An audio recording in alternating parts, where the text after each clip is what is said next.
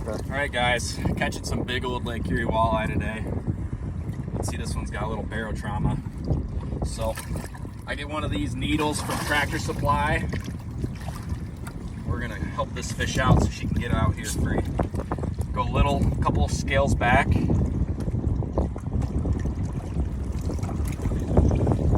there you go, she starts burping.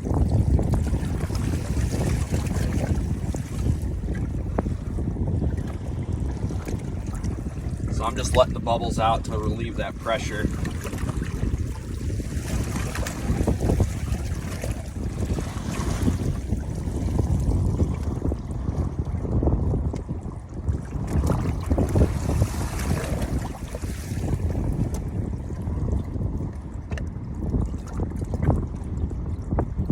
Let's see how she's doing now.